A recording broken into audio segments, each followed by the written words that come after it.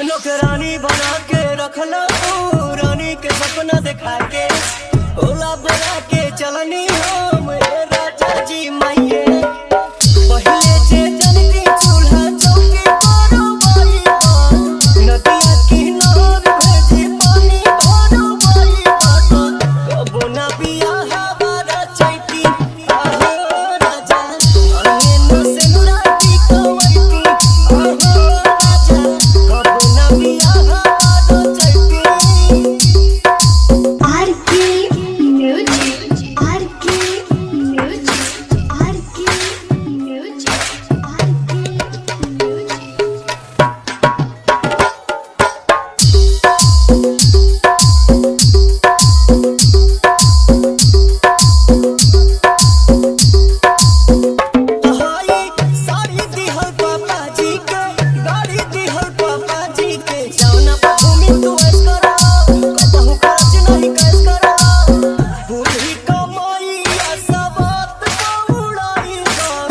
सरकारी रात पिया ओनिए बिताई बात अपन भोजन ना बसियती आहो राजा अंगे न से मुरादी कवैती आहो राजा कबो ना बिया हमारा चैती।